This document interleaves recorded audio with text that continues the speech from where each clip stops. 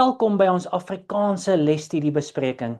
Ons is hierdie kwartaal besig met 'n in-diepte Bybelstudie oor om hemel en aarde te verenig, Christus in Filippense en Kolossense. Ons is al by les 7 en ons kyk nou na 'n hemelse burgerskap. Selfs wanneer dinge nie vir ons verloop soos wat ons dit graag sou wou hê nie, en wat meer dikwels as wat ons sou verkies gebeur, moet ons nie bekommerd of angstig of moedeloos wees nie. In plaas daarvan is daar beginsels wat ons sal help om innerlike krag te bekom om die uitdagings wat die lewe bring te hanteer, en so kan ons dan 'n gevestigde en blywende vrede ondervind, net wat God ons kan gee. Die teenswoordige en die toekomstige is tog in sy hande, en hy sal in al ons behoeftes voorsien. Die belangrikste is dat ons nie nodig het om ons hoop op aardse stelsels of regerings te vestig wat ons oor en oor teleurstel nie. As Christene is ons burgers van God se hemelse koninkryk. En saam met daardie burgerskap ontvang ons voorregte, wonderlike voorregte en ook verantwoordelikhede. Kom ons bid saam.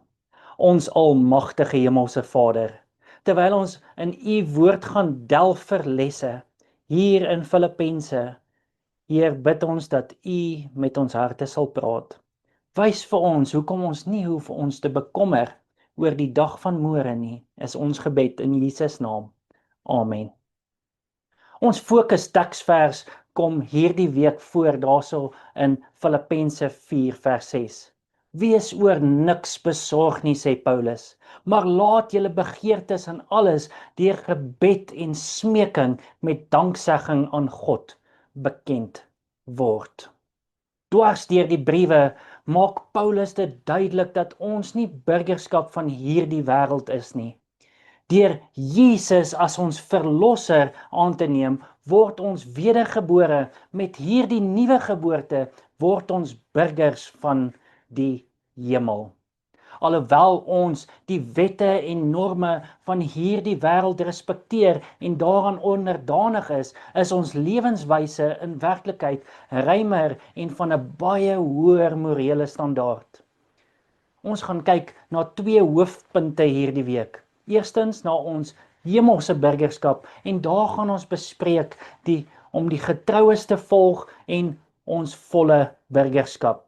Ons tweede hoofpunt is totdat ons daar kom, en daar gaan ons kyk na eendrag en blydskap, reine gedagtes en tevredenheid. Kom ons kyk eerstens na ons hemelse burgerskap. Wees my navolgers, sê Paulus in Filippense 3 vers 17. Wees my navolgers, broeders, en let op diegene wat so wandel soos julle ons tot voorbeeld het. Ons almal het mense wat op een of ander manier ons lewens of ons denke gevorm het. Miskien 'n kunstenaar, 'n atleet, 'n musikant of 'n sanger. Of miskien 'n predikant, 'n leraar, 'n getroue broer of suster. Het hierdie rolmodelle ons gehelp om ons te laat groei, of het hulle ons op paaie gelei wat ons nooit moes bewandel het nie, is die vraag. Jy kan dit vir jouself antwoord. Ongelukkig word daar in vandag se media baie swak rolmodelle gevind. Ons word met sensasiewekkende stories gebombardeer wat die wellustige probleme en opgemorste lewens van beroemde persone beklemtoon. Paulus se lesers in Filippi, wat natuurlik nie met die internet te doen gehad het nie, het nietemin met soortgelyke uitdagings te doen gekry. Inderdaad, die wêreld waarin Paulus gelewe het, was baie korrup, immoreel en boos, net soos ons sin vandag. Daar was nog altyd, en daar sal nog altyd, ten minste tot die einde toe, meer as genoeg boosheid wees wat die ronde doen. Die vraag aan my en aan jou is, hoe reageer ons op hierdie probleme? Paulus nooi ons uit om die na te volg, wie se voorbeeld ons opbou en aanmoedig om beter te wees. In Filippense 3 vers 17 staan daar geskrywe: Wees ook my navolgers, broeders, en let op die wat so wandel soos julle ons tot voorbeeld het. Hy waarsku ons ook dat selfs onder gelowiges daar mense is wat nie nagevolg behoort te word nie, volgens Filippense 3 vers 18 tot 19. Ons lees daar en dit sê: Want baie van wie ek julle dit dikwels gesê het en nou ook onder trane sê, wandel as vyande van die kruis van Christus. Hulle einde is die verderf. Hulle God is die buik en hulle eer is in hulle skande. Hulle bedink aardse dinge. Wat maak die verskil? Party bedink net aardse dinge, terwyl ander hulle gedagtes op Jesus rig. Goeie rolmodelle is self navolgers van Christus, en dit sê Paulus vir ons in 1 Korintiërs 11 vers 1. Wees my navolgers soos ek dit ook van Christus is. Hoewel Jesus natuurlik ons enigste volmaakte voorbeeld is daar ander wat ten minste op sekere gebiede goeie rolmodelle kan wees. Terselfdertyd, watter tipe rolmodel is jy vir ander? Antwoord daai vraag vir jouself. Ons beweeg aan na die onderwerp van volle burgerskap. In Filippense 3 vers 20 staan daar geskryf: Maar ons burgerskap is in die hemele, waaruit ons ook as verlosser verwag, die Here Jesus Christus. Laat ons eerlik wees. Ons Christene het 'n probleem hierso, want ons het 'n dubbele burgerskap. Ons is burgers van hierdie wêreld en burgers van die hemel, en dit skep 'n ernstige innerlike konflik. Ons lees daarvan in Romeine 7 vers 22 tot 23. Want ek verlustig my in die wet van God na die innerlike mens, maar ek sien 'n ander wet in my lede wat stryd voer teen die wet van my gemoed en my gevange neem onder die wet van die sonde wat in my lede is, sê Paulus. Wanneer bereik ons dan ons volle burgerskap, is die vraag. Wanneer hou ons op om burgers van hierdie sondige wêreld te wees, is die vraag. Natuurlik by die wederkom, sê Paulus in Filippense 3 vers 20. Want ons burgerskap is in die hemele, van waar ons ook as verlosser verwag, die Here Jesus Christus. Wanneer ons opgewek word of verander word en die dood geen mag meer oor ons het nie, wat dan? Op die ou einde sal die laaste vyand vernietig word, volgens 1 Korintiërs 15 vers 26. Die laaste vyand wat vernietig word is die dood, sê Paulus. En dit is die grootste hoop, die finale belofte wat aan ons gegee word in Jesus.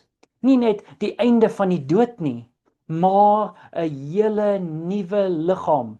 Meer nog, 'n verheerlikte liggaam, sê Paulus in Filippense 3 vers 21. Want ons vernederde liggaam van gedaante sal verander word, om gelykvormig te wees aan sy verheerlikte liggaam, volgens die werking waardeur hy ook alles aan homself kan onderwerp, skryf Paulus. Ons sal 'n liggaam hê en met ons eie oë God sien, sê Job 19 vers 25 tot 27. Maar ek weet my verlosser leef, en hy sal as laaste oor die stof opstaan. En nadat hulle so my vel afgeskeer het, sal ek nogtans uit my vlees God aanskou. Hom wat ek sal aanskou, my ten goeie, en my oë en geen vreemde nie, sal sien, my niere versmag van verlange in my binneste, staan in Job. Ons liggaam sal geestelik, onsterflik en onverganklik wees, volgens 1 Korintiërs 15 vers 42 tot 44. So is ook die opstanding van die dode. Daar word gesaai in verganklikheid, daar word opgewek in onverganklikheid. Daar word gesaai in onheer, daar word opgewek in heerlikheid. Daar word gesaai in swakheid, daar word opgewek in krag. 'n natuurlike liggaam word gesaai, 'n geestelike liggaam word opgewek. Daar is 'n natuurlike liggaam en daar is 'n geestelike liggaam. En dan vanaf vers 50 gaan hy voort en sê, maar dit verklaar ek, broeders, dat vlees en bloed die koninkryk van God nie kan beerwe nie, ook beerwe die verganklike, nie die onverganklike nie. Kyk, ek deel julle 'n verborgenheid mee. Ons sal wel nie almal ontslaap nie, maar ons sal almal verander word. In 'n oomblik, in 'n oogwink, by die laaste bassein, want die bassein sal weer klink en die dode sal onverganklik opgewek word en ons sal verander word, want hierdie verganklike moet met onverganklikheid bekleed word en hierdie sterflike moet met onsterflike bekleed word. En wanneer hierdie verganklike met onverganklike bekleed is en hierdie sterflike met onsterflikheid bekleed is, dan sal vervul word die woord wat geskrywe is, die dood is verslind in die oorwinning. Ons sal ook verheerlik word volgens Kolossense 3 vers 4. En daar staan geskrywe, wanneer Christus wat ons lewe is geopenbaar word, dan sal julle ook saam met hom in heerlikheid openbaar word. En dan in Filippense 3 vers 21 staan daar so juis hierdie woorde, wat ons vernederde liggaam van gedaante sal verander om gelykvormig te word aan sy verheerlikte liggaam, volgens die werking waardeur hy ook alles in homself kan onderwerp. Hoekom is die belofte van die ewige lewe so uiters belangrik vir almal wat glo, is die vraag. Wat kan hierdie wêreld ons moontlik bied, wat dit werd sal maak om dit wat Christus ons aan te bied, verbeur? Hoe sal ons die ewige lewe wil mis, waar daar geen sonde of pyn of lyding meer is nie?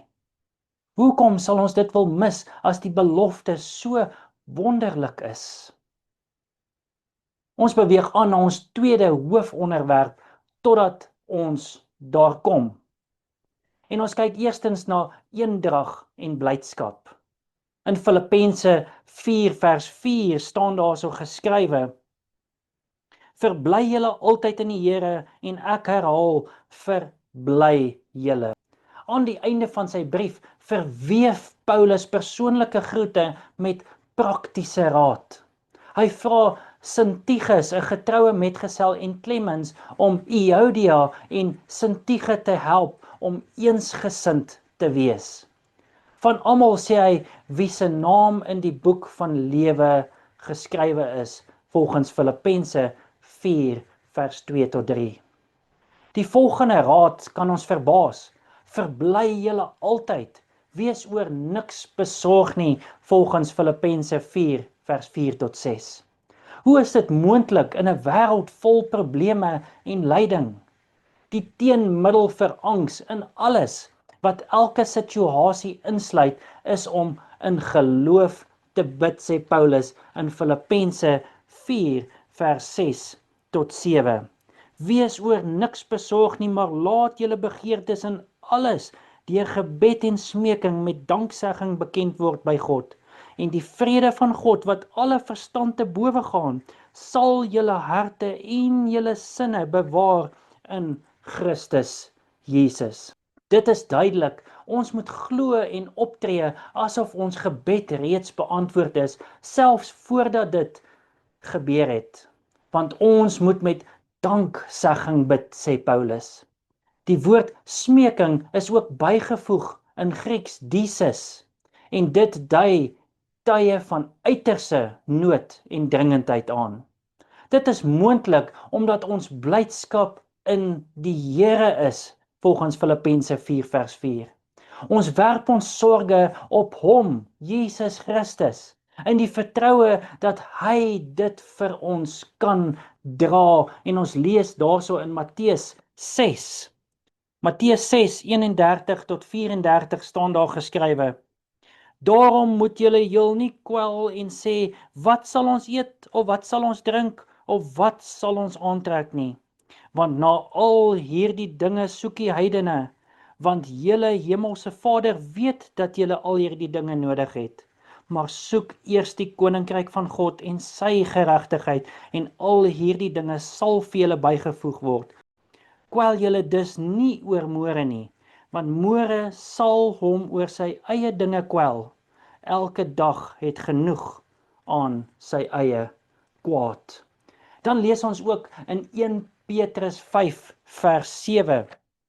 Werp al julle bekommernisse op hom, want hy sorg vir julle. En hoe werp ons sorge op Jesus? Natuurlik deur gebed, soos Filippense 4 vers 6 gesê het. Wees oor niks besorg nie, en laat julle begeertes in alles deur gebed en smekinge met danksegging bekend word by God. Die volgende punt is, kyk ons na rein gedagtes. Daar staan in Filippense 4 vers 8, verder broeders, alles wat waar is, alles wat eerbaar is, alles wat regverdig is, alles wat rein is, alles wat lieflik is, alles wat loflik is, watter deeg en watter lof daar ook mag wees, bedink dit, Filippense 4 vers 8. Die gevolg van die oorgee van ons sorge aan Jesus en voortdurende blydskap is vrede in vers 7. En die vrede van God wat alle verstand te bowe gaan, sal julle harte en sinne bewaar in Christus Jesus. 'n Vrede wat die wêreld nie kan gee of wegneem nie, volgens Johannes 14 vers 27. Vrede laat ek vir julle na, my vrede gee ek aan julle, nie soos die wêreld gee ek aan julle nie. Laat julle harte nie ontsteld word nie en bang wees nie. En dan ook in Johannes 16 vers 33 staan daarso: Dit het ek vir julle gesê, dat julle in my vrede kan hê. In die wêreld sal julle verdrukking hê, maar hou goeie moed, ek het die wêreld oorwin. Hierdie vrede sal 'n beskerming wees, 'n wag wees, om ons gedagtes en ons gevoelens te bewaar, volgens Filippense 4 vers 7. Waaroor moet ons dink, sodat hierdie wag doeltreffend kan wees, is die vraag, volgens Filippense 4 vers 8. Wel, volgens Filippense 4 vers 8, moet ons dink aan dit wat waar is. Moet ons dink aan dit wat eerlik is, dit wat regverdig is, dit wat rein is, dit wat vriendelik is, dit wat 'n goeie naam het. Paulus gee nog 2 verdere kwalifikasies, sodat daar nie 'n heidense betekenis aan enige van hierdie deegte toegedig kan word nie. Watter deeg en watter lof daar ook mag wees in Filippense 4 vers 8. Bedink dit, sê Paulus. En dan, om alle twyfel en potensiële wanbegrip te voorkom, doen Paulus 'n beroep op ons om deur sy eie voorbeeld te doen wat ons geleer het, ontvang, gehoor en gesien het. In Filippense 4 vers 9 staan daarso: En wat julle geleer en ontvang en gehoor en in my gesien het, doen dit, en die God van vrede sal met julle wees, sê Paulus. Ons volgende punt is tevredenheid. Wanneer uiterste omstandighede toeslaan, soos hongersnood, siekte, besering of verlies, begin 'n mens nadink oor die dinge wat regtig saak maak en dan word daar aan die seëninge gedink wat gewoonlik as vanselfsprekend aanvaar word. Wanneer ons verneder word, volgens Filippense 4 vers 12, ek weet om verneder te word, ek weet ook om oorvloed te hê, en in elke opsig en in alle dinge is ek onderrig, om versadig te word sowel as om honger te ly, om oorvloed te hê sowel as gebrek te ly. Behoeftig of met amper niks gelate word, dan is dit wanneer geloof tot ons redding moet kom. In Filippense 4 vers 19 staat daar, en my God sal elke behoefte van julle vervul na sy rykdom in heerlikheid deur Christus Jesus. Ons is bly. Niks ontstel ons nie, ons het vrede, ons gedagtes is rein, ons leef 'n volmaakte en vervullende lewe. Of doen ons?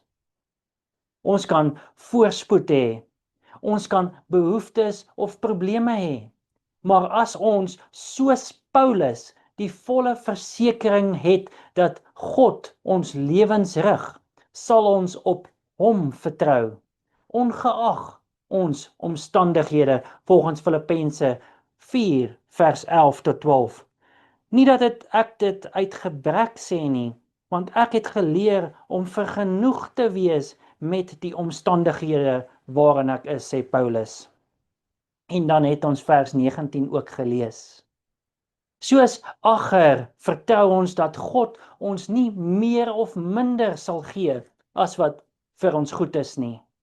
Spreuke 30 vers 8 tot 9 sê dit: Hou valsheid en leentaal ver van my af. Gee my nie armoede of rykdom nie, laat my geniet die brood wat vir my bestem is. Dat ek nie, as ek oorversadig geword het, u verloon nie, en sê, wees die Here. En dat ek nie, as ek arm geword het, steel en my aan die naam van my God vergryp nie. Dan kan ons met sekerheid sê, ek is tot alles in staat deur Christus wat my krag gee. Filippense 4 vers 13. Hoe hanteer jy die dinge waaroor jy gebid het wat nog nie bewaarheid geword het nie? Of dalk nooit bewaarheid sal word nie? Dink 'n bietjie daaroor. Ons volgende teksvers is Filippense 4 vers 19 en daar staan: En my God sal in elke behoefte van julle ryklik voorsien na sy rykdom in heerlikheid deur Christus Jesus. Wat gebeur wanneer ons nie het wat ons dink ons nodig het nie? Laat ons dit van die Here vra, en as dit volgens sy wil is, sal hy dit aan ons gee, volgens Jakobus 4 vers 2. Julle begeer en julle het nie. Julle pleeg moord en julle is naaiwerig en julle kan niks verkry nie. Julle veg en maak oorlog en julle het nie, omdat julle nie bid nie, sê Jakobus.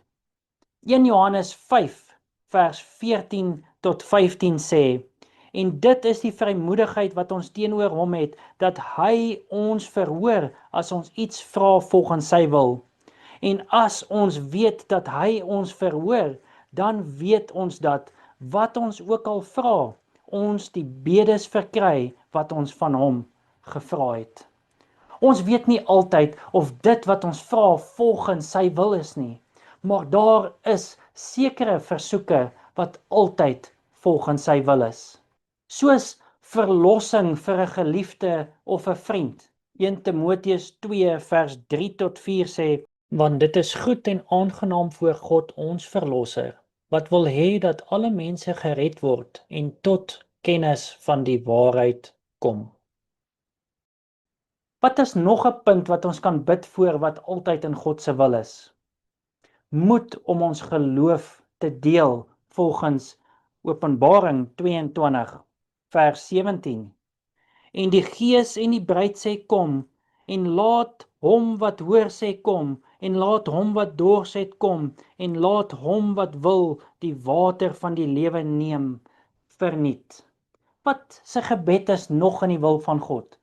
Vergifnis wanneer ons sonde bely en laat staan 1 Johannes 1 vers 9. As ons sondes bely, hy is getrou en regverdig om ons sondes te vergewe en ons van alle ongeregtigheid reinig. Nog iets wat in God se wil is om krag van God te ontvang om gehoorsaam te wees. In Hebreërs 13 vers 20 en 21, mag die God van die vrede wat die groot herder van die skape, naamlik ons Here Jesus Christus, deur die bloed van die ewige testament uit die dode teruggebring het, julle volmaak in elke goeie werk om sy wil te doen, deur in julle te werk wat welbehaaglik is voor hom, deur Jesus Christus, aan wie die heerlikheid gekom het tot in alle ewigheid. Amen. Nog iets wat in God se wil is om te bid is liefde vir die wat ons haat en sleg behandel, volgens Matteus 5:44. Matteus 5 vers 44. Maar ek sê vir julle, julle moet julle vyande lief hê, seën die wat julle vervloek, doen goed aan die wat julle haat en bid vir die wat julle beledig en vervolg. Nog iets wat in God se wil is wysheid vir moeilike situasies, volgens Jakobus 1 vers 5. En as iemand van julle wysheid kortom, laat hom dit van God bid, wat aan almal eenvoudig gee sonder om te verwyd, en dit sal aan hom gegee word. Nog 'n ding wat in God se wil is begrip van die waarheid in God se woord. Johannes 8 vers 32. En julle sal die waarheid ken en die waarheid sal julle vrymaak. Elke werker wat Christus se voorbeeld volg, sal gereed wees om die krag wat God aan sy kerk beloof het, om die oes van die aarde ryp te maak, te ontvang en te gebruik. Dit is geskrywe in God's Amazing Grace, bladsy 117.